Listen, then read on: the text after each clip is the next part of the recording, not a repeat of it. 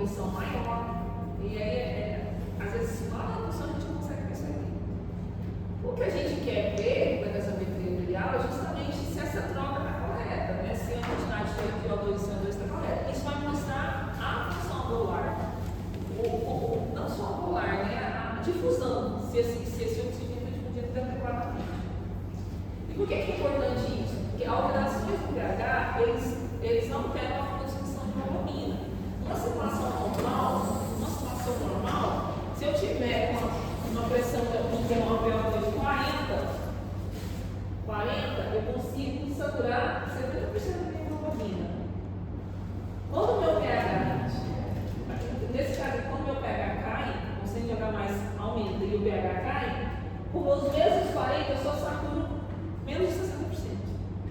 Então significa que diminui a unidade de oxigênio da hemoglobina. Com a mesma quantidade de oxigênio no sangue, eu não consigo saturar tanto a hemoglobina assim. E o contrário também acontece. Quando o meu pH aumenta muito, eu vou ter dos 40, 90%. Ah, mas isso não é bom? Ter 90% da minha hemoglobina saturada? Não, porque gruda, quando você aumenta a afinidade, ela gruda, mas ela não é liberada no tecido. Não adianta nada ela estar ligada no oxigênio ligado à hemoglobina, senão quando chega no tecido ele não desliga.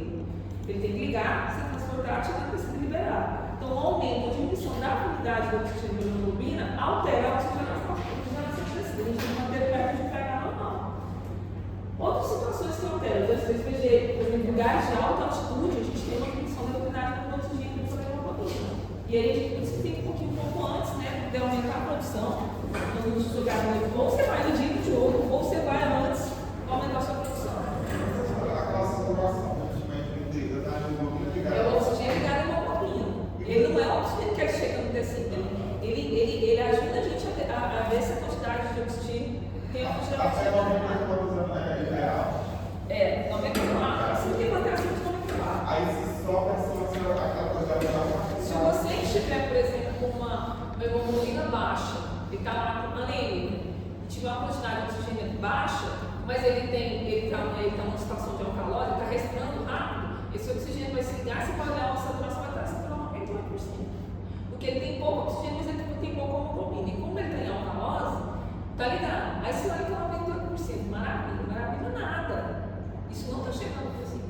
Isso é só um está ligado à hemoglobina.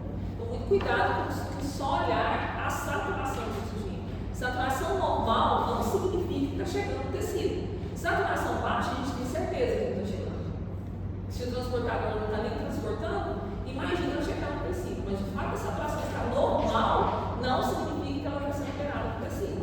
Se eu tiver com pH alto, ela gruda e ela não solta. Então estou lá saturando 98% do tecido está sofrendo um pouco de oxigênio. Por isso que é importante a gente fazer a gasometria, que ela vai me mostrar isso. Tá baixa, é ruim. Tá baixa, você tem que pensar, tá ruim, você tem que corrigir. Tá alta, nem sempre significa que tá tudo bem, tá? Aí a gente tem que começar a gravar os valores normais para cada uma delas. Então, o pH entre 7,35 e 7,45. A gente vai guardar o valor de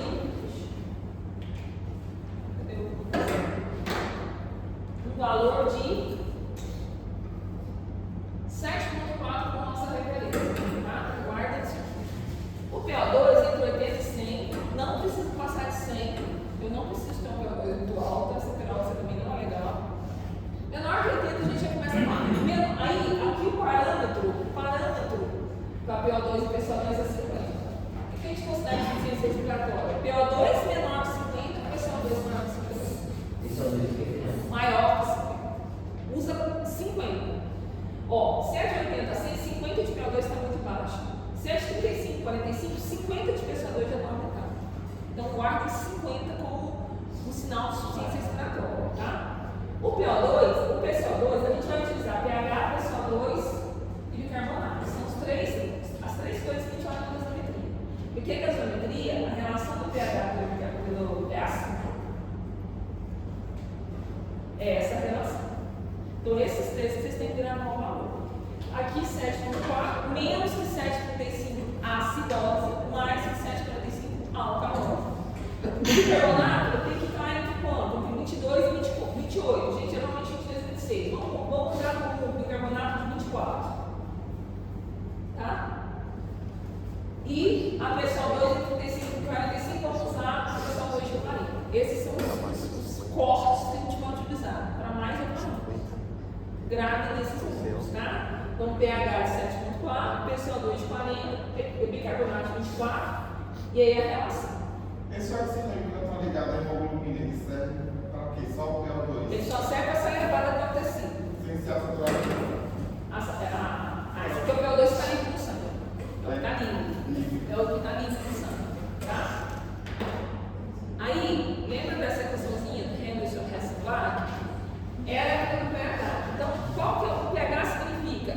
É bicarbonato. Tem essas outras variáveis aí, mas a gente não conta não. A gente considera bicarbonato e PCO2. Lembrando que bicarbonato quem controla é o rim e PCO2 quem controla é o pulmão.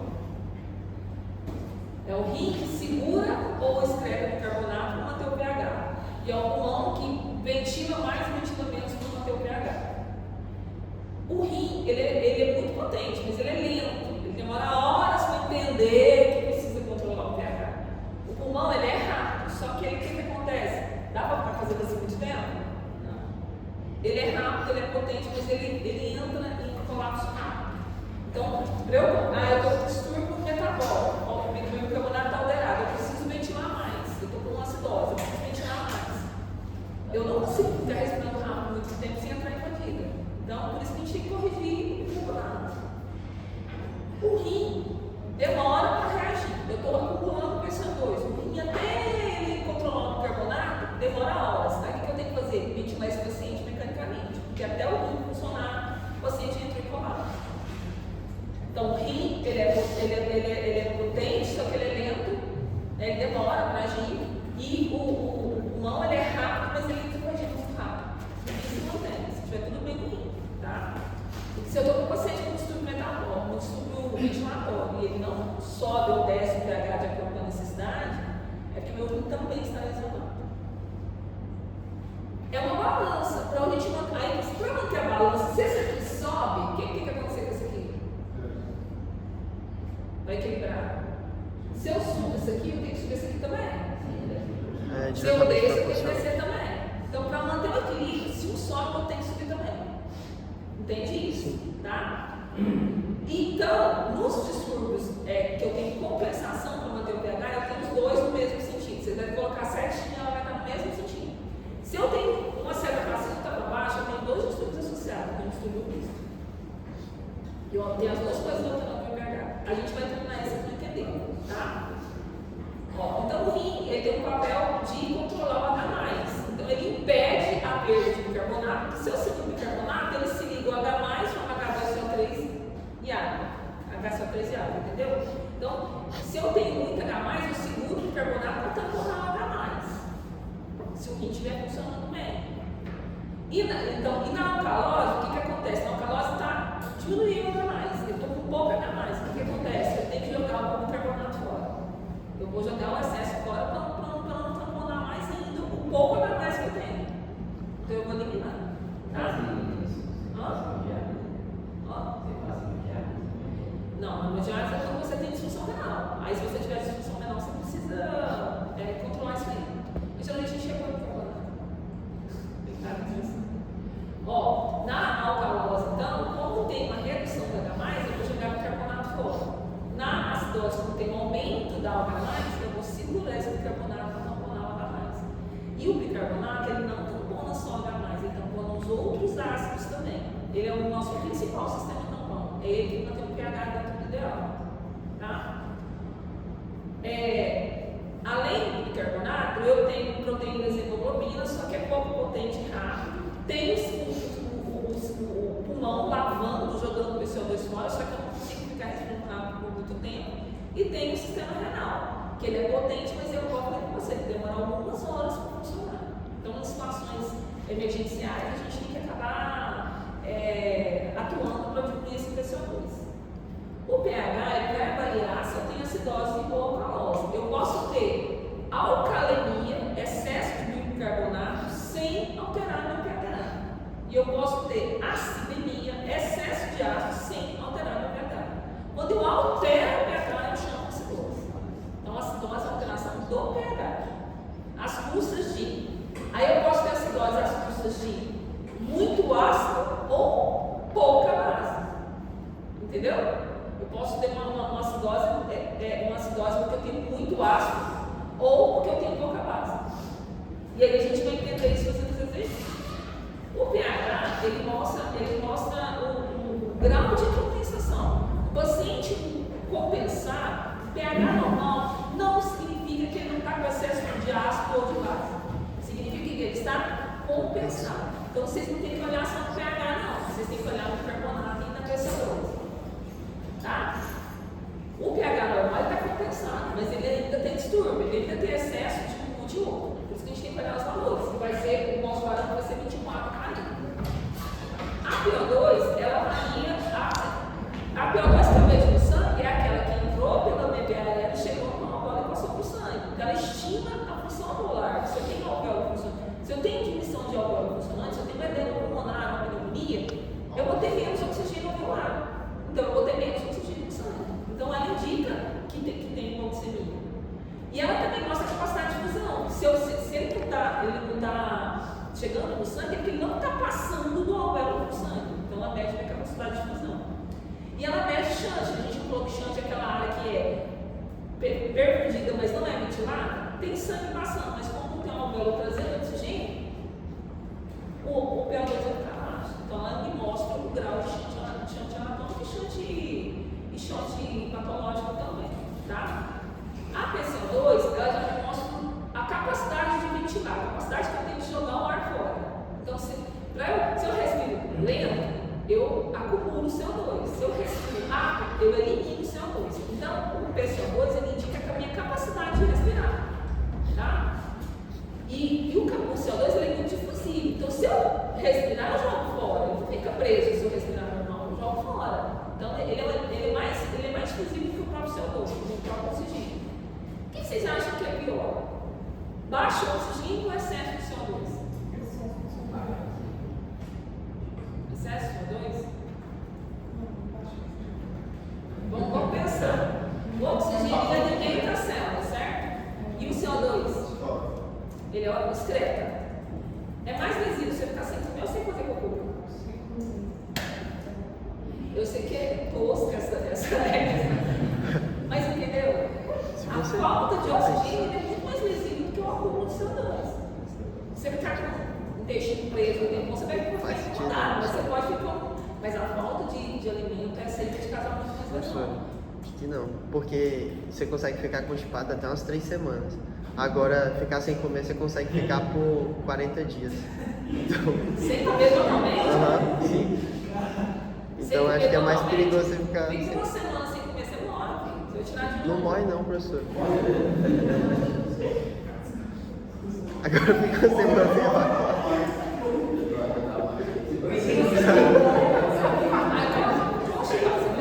Você fica até 40 dias, aí você morre no 40 dias. Aí no 40º dia, na terceira semana você faz cocô, fica tudo certo. No 40º dia você morre, né, gente? Ficar sem oxigênio é muito pior. Ficar sem comer é muito pior. Muito mais resistente para o organismo do que ficar sem fazer cocô. Tá? E sem falar que a falta de oxigênio ela também leva a outras vias de metabólicas que vão aumentar a quantidade de CO2. Né? Lembra dos mecanismos anaeróbicos? Tá? Produzir mais ácido. O bicarbonato, ele indica, ele é o nosso tampão. Eu preciso dele para manter o pH. Então eu preciso que ele esteja equilibrando direitinho. E quem faz isso é o rim. Então ele é um forte marcador de função renal. Por isso que a gente utiliza em pacientes renais crônicos como controle. Tá? É feito a gasometria venosa para ver o bicarbonato. Se eu tenho muito, como ele é um numerador, se isso aqui sobe, o pH sobe. Se isso aqui desce, o pH desce. Então, se eu tenho um bicarbonato alto, eu vou ter alcalose. Se eu vou ter um bicarbonato baixo, eu vou ter acidose. O PCO2 é o contrário. Se isso aqui sobe, o meu pH cai, acidose. Se isso aqui desce, o meu pH sobe. E lembra dessa equação. Coloca acetins. Tá bom? O benzexete, o excesso de bases, quando eu tenho uma acidose, por exemplo, é excesso de ácido ou é pouca base? Aí é importante fazer o cálculo, a gente tem um cálculo de oxigênio, um gap que a gente faz para saber se é excesso de ácido ou pouca base. Se é pouca base, eu tenho que dar esse bicarbonato. Se é muito ácido, eu tenho que corrigir, ver o que está acontecendo. Por exemplo, a acidose metabólica tem muito ácido porque eu tenho hiperglicemia, eu tenho que corrigir essa glicemia, não simplesmente dar bicarbonato. Eu vou corrigir a causa base. O que é a acidose respiratória? É quando eu tenho pH aumentado, né? pH, acidose, pH está baixo, né? Menor que 7,4. Às custas de quê? De um PCO2 alto. Então, para eu falar que é uma acidose respiratória, eu tenho que pH baixo, mais um PCO2 alto.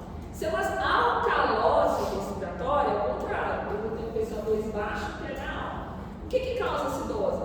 Se eu não estou conseguindo transportar o oxigênio, eu vou acumular, aumentar o PCO2. Se eu não estou conseguindo ventilar, não estou respirando direito, a minha superfície alveolar está comprometida nas pneumonias, ou eu estou sedado e eu não consigo ventilar, meu PCO2 sobe. Se ele sobe, meu pH cai.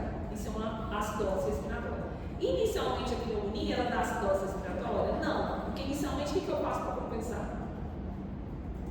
Pneumonia. Eu respiro rápido.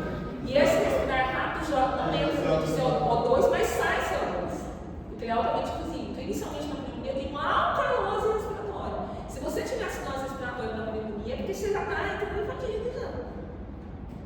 Certo? Então, no primeiro momento, na pneumonia, eu vou respirar rápido para tentar entrar mais oxigênio, mas como o CO2 é muito mais difusível do que o O2, vai entrar pouco oxigênio, mas sai o CO2. E aí ele cai e aí o pH sobe. E o pH sobe, a saturação pode ficar normal, porque meu pH subiu e desviei a curva, mas isso não significa que eu estou sendo oxigenado. O paciente está lá com sinais de baixa oxigenação. Ele está lá mais fervoroso, mais hipoativo, mesmo com o pH dentro do padrão normal. Por isso que é importante a gente avaliar. Então, quando eu tenho uma acidose, o que causa acidose respiratória? Tudo que acumula CO2. Então, quando eu estou respirando um pouco, na hipoventilação, uma sedação, por exemplo, eu vou respirar minhas 10, 15 incursões, eu tinha que estar respirando 30, 40, eu vou acumular CO2. Ou a própria intoxicação de CO2. Eu recebi quantidade de intoxicação de CO2 também vou fazer isso. E aí, o que meu organismo entende? Não, se isso aqui está aumentando, tá? O que eu preciso fazer com isso aqui? Eu preciso aumentar também, porque senão o pH cai. E aí ele começa a fazer o quê? Reter o bicarbonato. Mas isso demora algumas horas. Entendeu? Se ele está subindo, por isso aqui não caiu, eu vou ter que subir o bicarbonato. Então o rim, na acidose respiratória, ele retém o bicarbonato, só que isso demora algumas horas. Enquanto isso, eu tenho que fornecer oxigênio para esse paciente. E ele também, como tem a curva H+, que aumentou o CO2, faz desvia a curva H+, mais HCO3, aumenta H+. Aí o que ele vai fazer? Ele vai começar a excretar esse H+, para poder pegar o hospital. Na alcalose, já é o contrário. Na alcalose, você está respirando tão rápido que isso aqui cai. Se isso aqui cai, isso aqui também tem que cair. O que o rim tem que fazer? Liberar, ele tem que excretar. Tá? Na alcalose, situações que causam hiperventilação. Dor causa hiperventilação. Mulheres que trabalham de parto, assim, elas entram em alcalose respiratória, porque elas respiram muito rápido. Então, situação de pneumonia, situação de ansiedade, situações que causam hiperventilação. Hiperventivo, cai PCO2 e bicarbonato sobe. Tá? Às vezes essa palavra é tão importante que as mulheres. Você vai aquela pessoa que está com muita ansiedade, crise de ansiedade, ela fica respirando rápido, ela começa a fazer assim, não é? Isso é uma reação metabólica também, eles fazem hipoglicemia, alteração de íons por causa da acidose, da alcalose, desculpa. E aí a pessoa vem um tapa na cara dela assim, e ela pega e para. O que acontece na hora que ela dá um tapa na cara? Ela dá uma pausa respiratória e aí ela volta a respirar normalmente. Ela leva um susto. Entendeu? Outra coisa que a gente faz também, depois se eu melhorar, eu preciso subir a PCO2 dela. O que a gente faz? Bota no saco para respirar o próprio CO2. Então, respirar dentro do saco para fazer aumentar o PCO2 para melhorar o CO2. Esse é o objetivo de respirar dentro do saco, aumentar o PCO2. Porque ali dentro do saco não tem oxigênio. Você está liberando o CO2 e respirando ele novamente.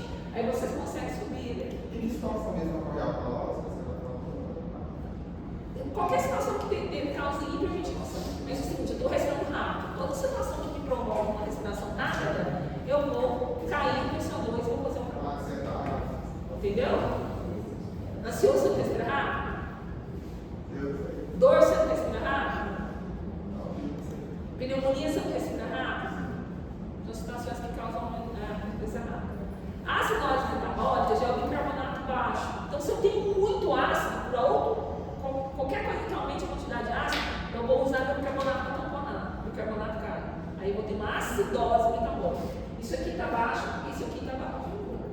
O que eu tenho que fazer para poder não subir tanto o pH aqui? Eu não quero nada caindo. O que eu tenho que fazer para o PCO2?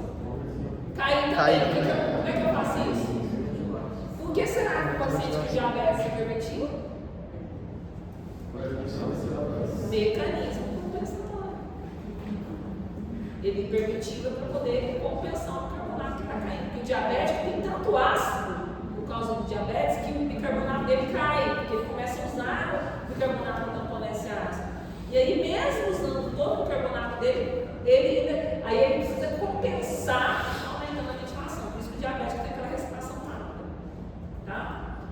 Isso é um efeito compensatório. Então, se eu estou caindo no bicarbonato, eu tenho que cair nesse CO2. Eu faço isso como? Hiperventilando. Mas você consegue ficar hiperventilando muito tempo? Não. Por isso você tem que corrigir o diabetes. Porque o paciente vai entrar em fadiga respiratória daqui a pouco. Não vai ficar horas ventilando. Ele é potente, mas ele não tem fadiga nada. Alcalose são situações que geralmente são iatrogênicas.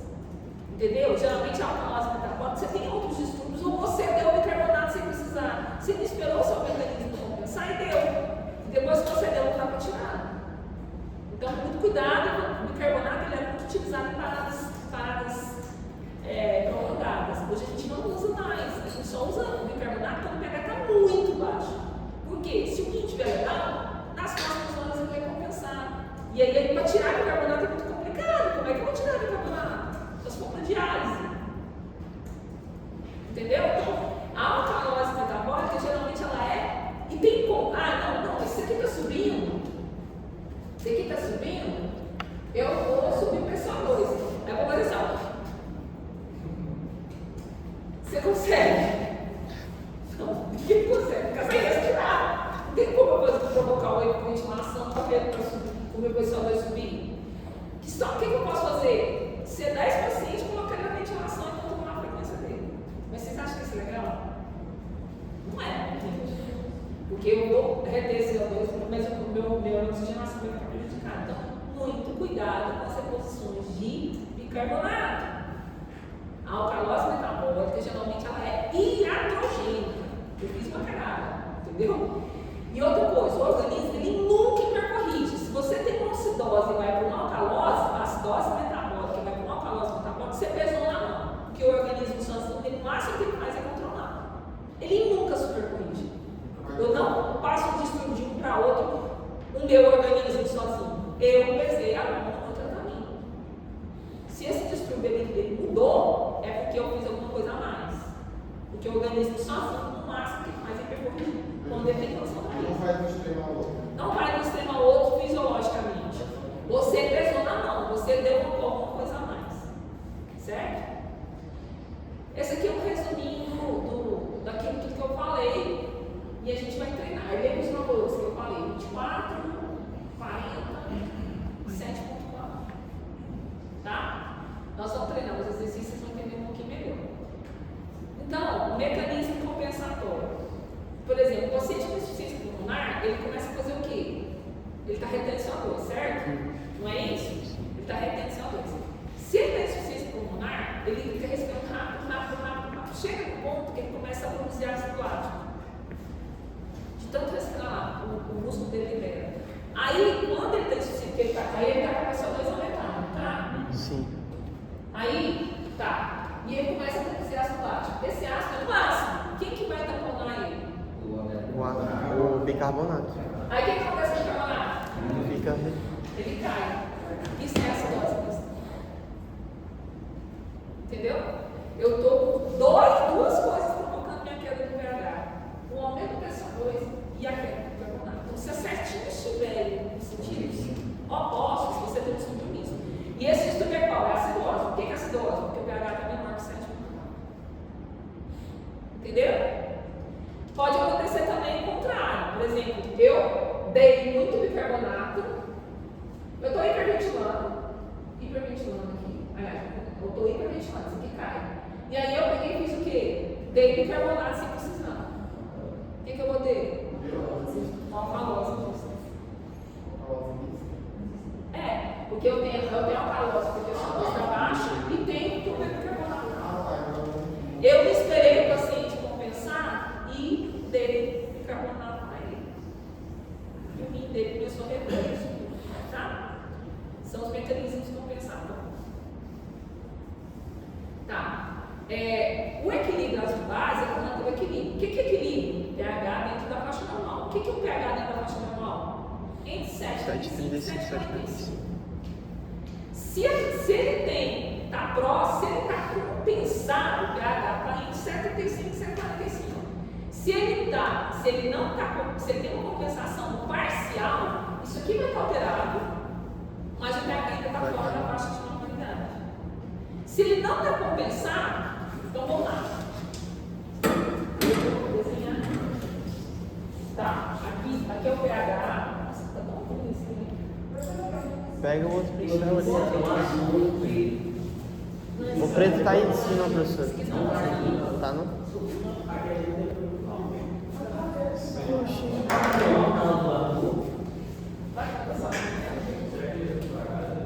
Uai.